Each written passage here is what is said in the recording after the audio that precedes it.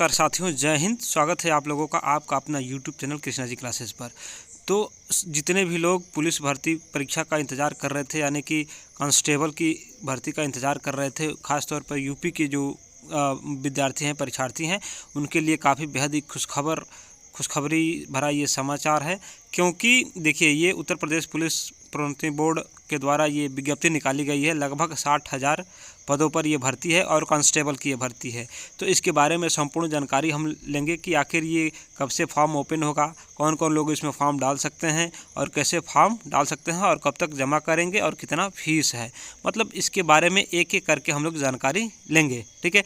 तो इस वीडियो में आगे बढ़ने से पहले आप लोगों से एक थोड़ा सा रिक्वेस्ट है कि प्लीज़ यदि आप इस चैनल पर नए हैं तो प्लीज़ चैनल को सब्सक्राइब कर लीजिए और नोटिफिकेशन वाला बेल जो है उसको प्रेस करके रखिए, ताकि जैसे ही हम इस तरीके की भर्ती का जो न्यूज़ है वो लेकर के आते रहें और उसका वीडियो जो अपलोड करें सबसे पहले आपको तुरंत मिले, ठीक है। देखिए, इस भर्ती को हम लोग शुरू से लेकर के लास्ट तक लेकर के चलेंगे, क्योंकि हमारा एक ही मकसद है कि इसमें ज़्यादा से ज़्यादा लोग सेलेक्ट हों और ख़ासतौर पर वैसे लोग सेलेक्ट हों जो हमसे जुड़े हों।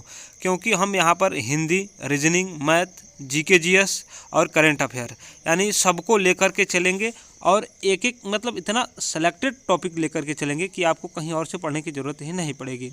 हम शुरू से लेकर के लास्ट तक आपके साथ रहेंगे और हम ये ज़रूर दावा करेंगे कि हमसे जो लोग जुड़े हैं और जो जुड़ेंगे उनका रिजल्ट 100% होगा। तो ज़्यादा बात न करते हुए हम लोग आगे देखते हैं कि आखिर देखिए, ये उत्तर प्रदेश पुलिस भर्ती एवं प्रोन्नति बोर्ड 19C तुलसी गंगा कॉम्प्लेक्स, विधानसभा मार्ग, लखनऊ, उत्तर प्रदेश 22/6/2001।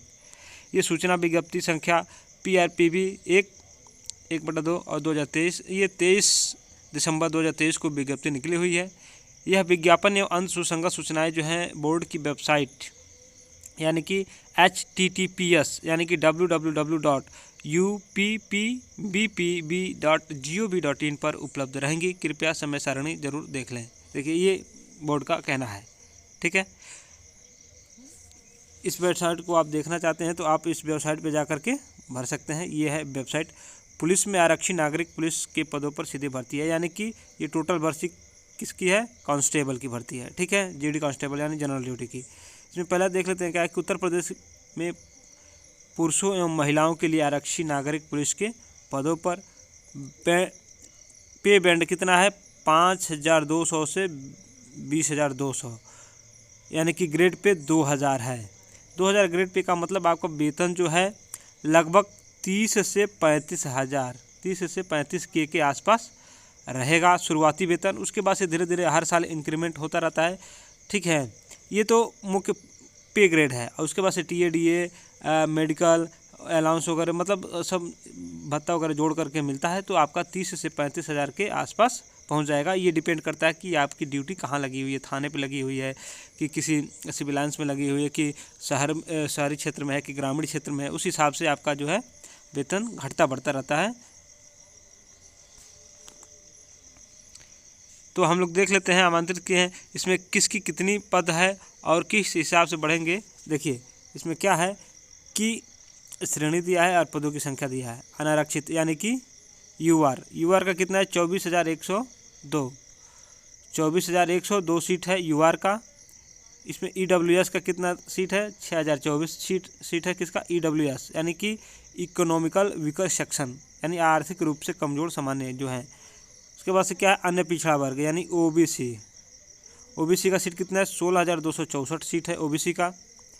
अनुसूचित जात यानी कि SC का कितना सीट है? 12,650 और ST अनुसूचित जनजाति यानी कि जो ST होते हैं 1,204 सीट है। यानी कुल मिलाकर के टोटल 60,244 सीट है। कितना है? 60,244 सीटों पे ये वैकेंसी होगी,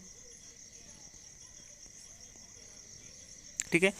फिर देखना क्या है कि आरक्षी नागरिक पुलिस के पद पर भर्ती हेतु पुरुष एवं महिला अभ्यर्थी क्या होंगे? पात्र होंगे, यानी कि पुरुष और महिला अभ्यर्थी पात्र होंगे, भर सकते हैं। परीक्षा के पूर्व किसी भी समय रिक्तियों की संख्या परिवर्तित की जा सकती है।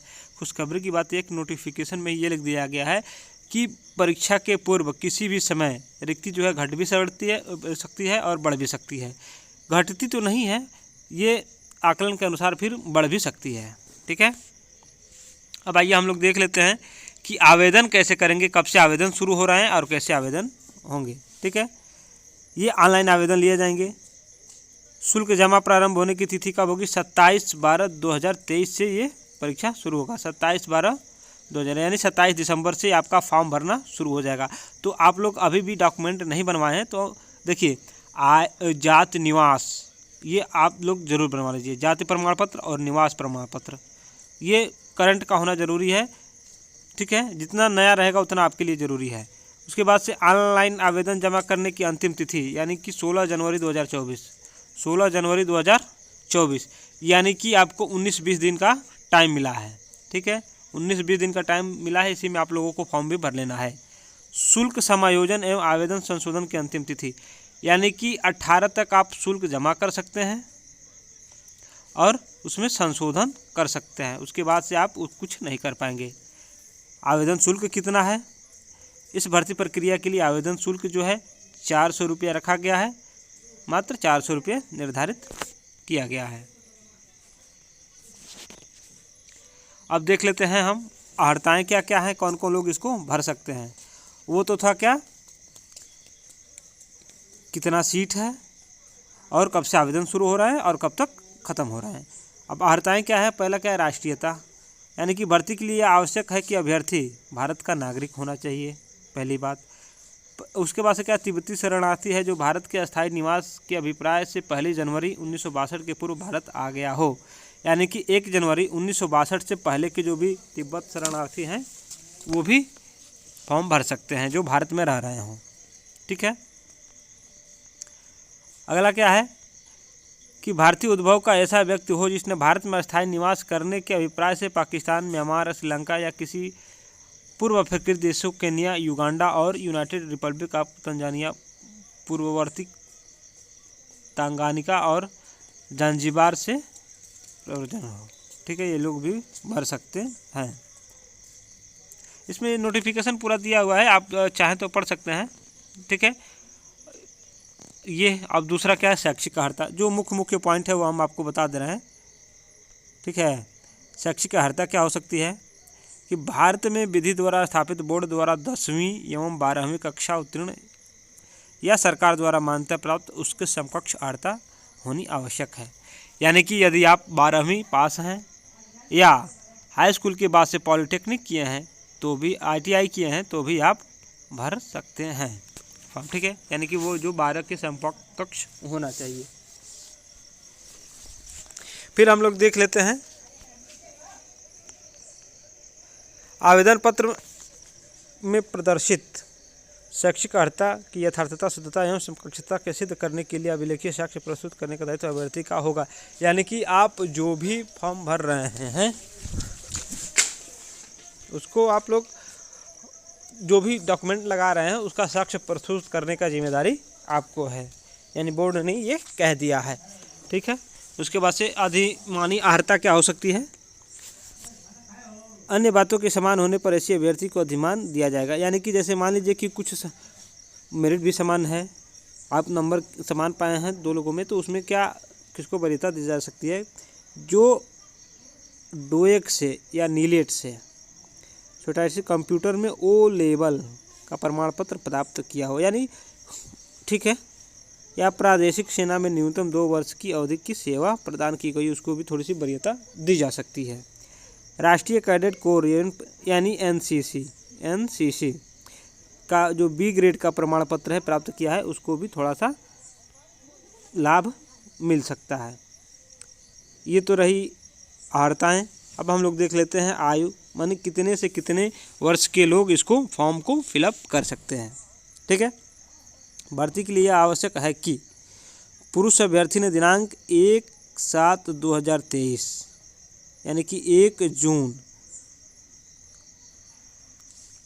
1 जुलाई 2023 को 18 वर्ष की उम्र क्या कर ली हो, प्राप्त कर ली हो और 22 वर्ष की आयु प्राप्त न की हो। अर्थात जिनका जन्म 2 जुलाई 2001 से लेकर के 1 जुलाई 2005 के बीच में हुआ है वही लोग फॉर्म को भर सकते हैं। यानी जिनका जन्म तिथि 2 जुलाई के बाद का हो और 1 जुलाई 2005 से पहले का हो। ठीक है ना। उसके बाद से महिला अभ्यर्थी ने दिनांक 1/7 2023 को 18 वर्ष की आयु प्राप्त कर ली हो और 25 वर्ष की आयु प्राप्त न की हो, यानी कि जन्म जो है 2 जुलाई 1998 से पूर्व तथा 1 जुलाई 2005 के बाद का नहीं होना चाहिए। यानी कि इसमें महिला अभ्यर्थियों को 3 साल की छूट दी गई है। उसमें एक और कंडीशन दिया है कि परंतु अन्य पिछड़ा वर्ग यानी कि ओबीसी, अनुसूचित जाति एससी, अनुसूचित जनजाति एसटी, ऐसी अन्य श्रेणियों के अभ्यर्थी केवल उत्तर प्रदेश के मूल निवासी होने के कंडीशन में है ये के लिए अधिकतम आयु सीमा में छूट यथार्थ प्रवृत्त शासनादेशों में निहित प्रावधानों के अनुसार अनुमन्य होगी।